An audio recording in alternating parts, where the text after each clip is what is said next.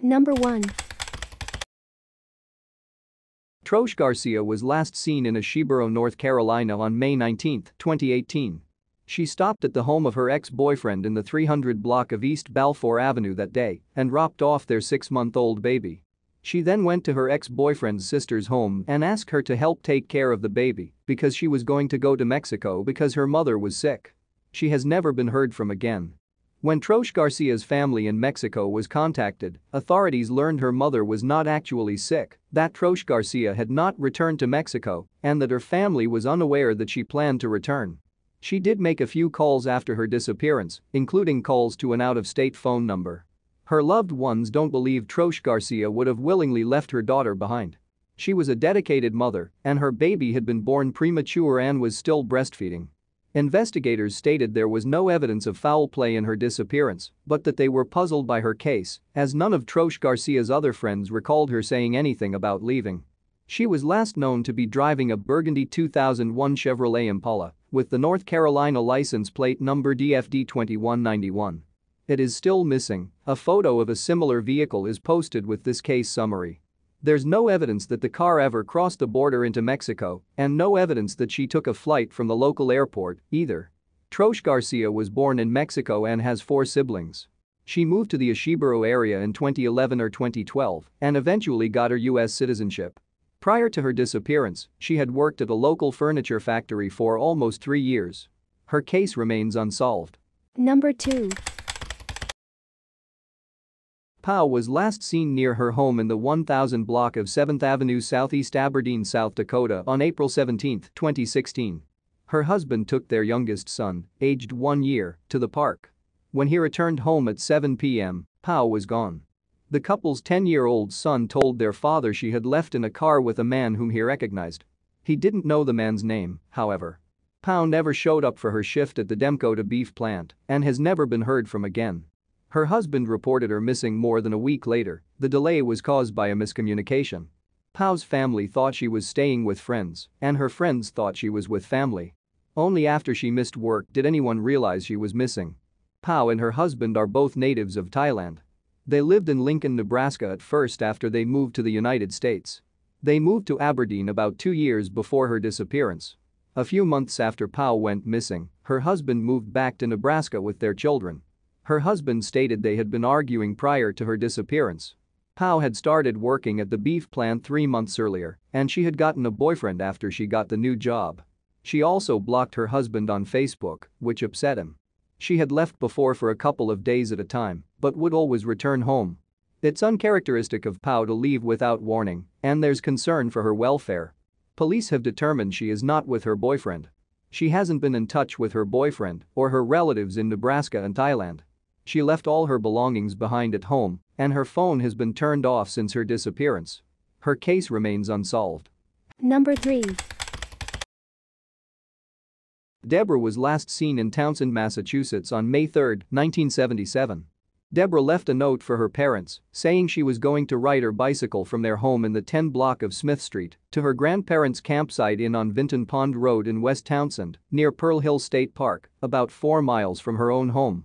She said she would return later that day. After her disappearance, police found an undelivered letter in Deborah's locker. It was written to a friend and stated that Deborah was upset and wanted to talk to her and gave directions to her grandparents' home. A friend accompanied Deborah as far as Turnpike Road in the woods near her grandmother's residence, then turned back while Deborah continued onward. She was last seen cresting a hill on Turnpike Road, westbound. She has never been heard from again. Deborah's bicycle, a boy's brown Takara or Schwinn 10-speed model, has never been recovered. In May 2003, investigators searched Walker Pond for evidence relating to Deborah's case, but found nothing. The pond is about half a mile from where Deborah was last seen. Police searched again in June and July 2004 and found a piece of clothing, 2 buttons, and the remnants of 2 bicycles, all of which they sent for testing in a forensics laboratory. The bicycles were later both determined to be unrelated to Deborah's case, and the fabric produced no leads either. There is speculation that Deborah was pregnant at the time of her disappearance, but no evidence to support this theory. Deborah's parents believe she was going to a specific destination to meet someone, not her grandparents, and possibly ran into foul play afterwards. Her family still lives in the area and hopes she may yet be found. Deborah was a student at Spalding Memorial School at the time of her disappearance. Her case remains unsolved. Some agencies classify it as a non-family abduction. Number 4. Paige was last seen near 15th Street and Scott in Covington, Kentucky, at approximately 1 a.m. on September 23, 2010. An adult male friend, Jacob Thomas Bumpus, says he dropped her off there. She was supposed to be going to her sister's home, but never arrived there. Paige never been heard from again. It's uncharacteristic of her to leave without warning. She always checked in with her mother every day. Her mother reported her missing at 7:30 p.m. that same day. A photo of Bumpus is posted with this case summary. He hasn't been cooperative in the investigation and has hired an attorney. Investigators haven't named him as a suspect, but they did say he acted suspiciously in the days following Paige's disappearance. He changed his cellular phone and also cleaned out his car, which is uncharacteristic of him. Police believe his account of Paige's disappearance is untrue. At the time he was supposed to be dropping her off in Covington, his cellular phone pings indicated he was in Florence, Kentucky. Florence is 10 miles away and is Paige's hometown. Investigators searched Bumpus's apartment and vehicles and found red stains and 2 latex gloves in his kitchen sink. The stains were not blood, however. Bumpus has a prior conviction for felony theft. He served 2 years and 9 months of an 8-year sentence and was on parole at the time of Paige's disappearance. In October 2010, he was jailed for violating his parole. He had weapons and alcohol in his home, and he admitted to using drugs. His parole was revoked, and he will not be eligible for release from prison until 2013. At around midnight, about an hour before Bumpus says he last saw her, Paige sent a message to her older sister, saying she needed to talk to her immediately. She didn't say what she wanted to discuss, and the significance of the message, if any, is unclear. Paige was unemployed and not attending school at the time of her disappearance, but she was looking for a job and hoping to enroll at Gateway Community and Technical College. She and her boyfriend were planning to move into an apartment together. Paige left behind a 2-year-old daughter. She didn't have a cellular phone or any credit cards at the time of her disappearance, and she hasn't accessed her Facebook or MySpace pages since she vanished. Her loved ones stated she had a cheerful disposition and became very responsible and mature after the birth of her child and had no reason to run away. Paige's case remains unsolved and foul play is suspected. Number 5. Gloria Jean Baird, age 23, was last seen in Atlanta, Georgia in December 1969. Gloria attended Glenn Academy in Brunswick, Georgia, and was reported to have dated Navy men while in high school. Just after completing high school, Gloria got married and gave birth to a daughter. In the fall of 1967, when her daughter was still an infant, Gloria left the baby with her husband and traveled to New Orleans, LA. She sent her husband a letter requesting a divorce in January 1968. The letter was sent from 930 Jackson Avenue No. 3, New Orleans, LA. The divorce was finalized in November 1968. On February 4, 1969, Gloria married another man, but the marriage lasted only 10 days. A petition for divorce was granted on February 14. Gloria's address on the divorce documents was in Atlanta, Georgia. The man Gloria married was later convicted of a wide array of crimes, from DUI to rape. As far as can be found, however, his crimes did not begin until after he and Gloria were divorced. He is now deceased. Records show that he was incarcerated at the time of her disappearance. In August 1969, Gloria enlisted in the Army, using the surname Goodman from her second marriage. In December, she traveled back to Atlanta on an approved leave from the Army. She was last seen at a party on or about December 31, 1969. Gloria was reportedly associated with another address in New Orleans sometime in 1969, although it is unclear whether this was before or after the Atlanta address was used on her divorce papers. Only one person who was at the party is known, and she has not been responsive to the pleas of Gloria's daughter for help. All contact between this individual and Gloria's daughter have been through a third party. She did apparently tell someone a while back that Gloria had left the party with 3 men, but no additional details were provided. Gloria's Volkswagen Bug was found somewhere in Atlanta following her disappearance and was returned to Gloria's father, who held title to the vehicle. Gloria's father sold it to his brother, who in turn gave it to his daughter. There was no known investigation done with regard to the vehicle, and no one in the family can remember exactly where the vehicle was located. As a result of Gloria's disappearance, she was classified as a deserter from the Army and received a dishonorable discharge. Gloria's parents remember the FBI investigating her disappearance back in 1970, but it is unknown whether that was due to her so-called AWOL status or if it was in regard to a missing persons report from a family member. The Atlanta FBI office, when contacted by Gloria's daughter, denied having investigated her disappearance and have been unable to provide any information. We are looking for residents who lived at 1231 Druid Street in Atlanta or 207 N Broad in New Orleans in 1969. The 1231 Druid Place address was listed on her divorce records, while her soon-to-be ex-husband was listed at a separate address. 1231 Druid Street is a 7-bedroom house currently used as a business, according to Zillow, so it is highly doubtful that she was living there alone. We are also attempting to make direct contact with the woman who saw Gloria at the party the night she was last seen. I do not want to name her here, but by viewing my sources, you can easily find it. Gloria's daughter has been searching for years and longs for the day that she can finally learn what happened to her mother after she left that party in December 1969. 6. Victor was last seen at his home in Yuba City, California on July 26, 1999. He disappeared with his older sister, Monica Arellano. Their mother, Blanca Alicia Duenas Arellano, was murdered in the bedroom of the family's home in the Park Terrace apartment complex in the 600 block of Queens Avenue. She had been stabbed multiple times with a butcher knife, which was left with the body. The prime suspect in Blanca's murder is her estranged husband, Francisco Arellano. He's the father of Monica and Victor, but isn't related to Blanca's other 3 children. He disappeared after the murder, and authorities believe he took Monica and Victor and ran. The couple's relationship had been troubled. In August 1997, Francisco served 60 days in jail for spousal abuse. Blanca had gotten a restraining order against him that year, claiming he'd abused her an average of twice a year between April 1991 and May 1997. She said he threatened to kill her and take their children to Mexico. Francisco's birthdate is September 17, 1971. He was 27 years old at the time. He is described as Hispanic, 5'7" tall and 140 pounds, with brown eyes and black hair. Photos for him are unavailable. He may be driving a Chevrolet Monte Carlo. Based on Francisco's prior threats, investigators believe he and Monica and Victor may be in Mexico. The children's whereabouts are unknown and their cases remain unsolved. Number 7. Dattilo dropped off an employment application at a Wendy's fast food restaurant near 10th Street and Highway 465 in Indianapolis, Indiana, at 7 p.m. on July 6, 2004. She also purchased supplies for school and for her hobbies and dropped one of the 3 classes she was taking at Indiana University. It was the last day to drop a class without a penalty. At 11 p.m., she placed a call from a payphone at a Thornton's gas station in the 5700 block of Crawfordsville Road.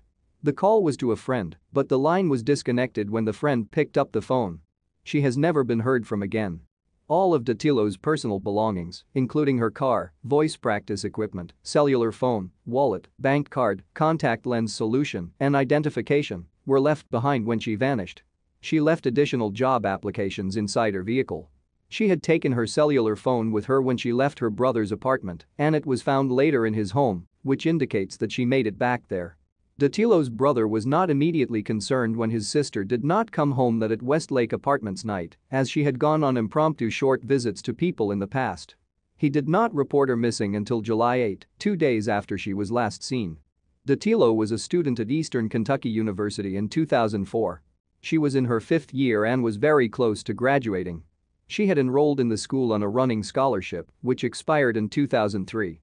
Dattilo was taking summer classes at Indiana University, Purdue University at Indianapolis, UPUI, at the time of her disappearance, and also taking private voice lessons. She attended all of her classes and lessons up until the day of her disappearance. She was preparing to audition for the American Idol contest in August 2004 and also planned to attend her nephew's birthday party, which happened later in July 2004. She left a substantial amount of money behind in her bank account, which has not been accessed since her disappearance. In October 2008, authorities announced they were investigating Dattilo's case as a homicide. John E. Shelton is considered a person of interest in her case. He is the last person known to have seen her. He was with her when she placed the call at the gas station. He has a criminal record for theft and traffic offenses, and his driver's license has been suspended for life. John was a friend of one of Dattilo's friends. The two of them met on the day of her disappearance, and they went on a boat ride and ate dinner together at a Taco Bell restaurant. No criminal charges have ever been filed in Dattilo's disappearance. However, in November 2010, John and his father, Ed Shelton, were found civilly liable for her wrongful death and ordered to pay $3.4 million in damages to her family. The Dattilo family alleged that John committed battery on her, which led to her death. The Sheltons never came to court to defend themselves against the suit, so a default judgment was issued against them. John is currently imprisoned on unrelated charges. Ed's whereabouts are unknown. Dattilo is the youngest of 9 children and a native of Madison, Indiana. She is an excellent student, runner and singer, and is described as a very social and trusting person. Her loved ones believe she was abducted, as it is extremely uncharacteristic of her to leave without warning. Her case is unsolved. Number 8. It's been 2 years since California teen Carly Goose disappeared from Mono County sometime during the early morning hours on October 13, and investigators say they are not yet any closer to finding her. During a press conference on Thursday, the Mono County Sheriff's Office announced that investigations into Carly's disappearance will continue. However, they still have had no viable leads or tips that have led to her whereabouts. Mono County Sheriff Ingrid Broad said the case remains a missing person investigation, but authorities are considering every possibility.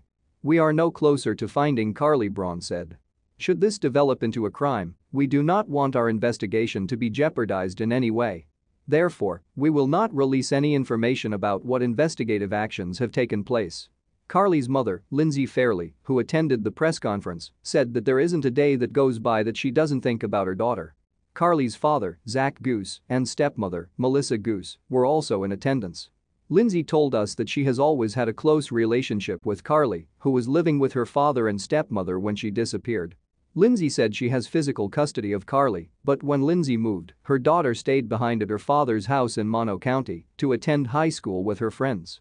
Sheriff Braun said that the parents have been cooperative during the investigation, including stepmother Melissa, reportedly the last person to see Carly before she disappeared. "It was exactly 1 year ago today that I received your last text, not knowing it would be the last time I heard from you," Lindsay said, directing a letter she had written to Carly. "2 days after that I got a call that made this whole world go dark. The news of that my sweet rainbow baby had gone missing. I have so many questions, Carly. What happened to you, honey? Where are you?" As newspapers previously reported, Carly is said to have disappeared between the hours of around 5:45 a.m. to 7:30 a.m. Melissa Goose previously told us. She picked Carly up the night prior in town miles away from the family's rural home on the outskirts of Bishop. Melissa said she picked Carly up alone at around 8 p.m., then drove her home near White Mountain Estate Road in Chalfant, which lies around 14 miles north of Bishop. Carly admitted to smoking marijuana on the evening of October 12 while out with her boyfriend and a few friends, according to Melissa, who said the teen seemed disoriented and acted paranoid when she picked her up. Melissa stated she eventually calmed Carly down and even slept in her room with her all night to make sure she was okay. At around 5:30 a.m. the following morning, Melissa reportedly woke up and when she looked over, Carly was next to her, lying awake. Melissa said she dozed off again for a short period, then woke up at around 7:15 a.m. to 7:30 a.m. to find Carly missing. There were no signs of forced entry into the home. Both Zach and Melissa claim they have no idea where Carly is, while Lindsay has her doubts about their story.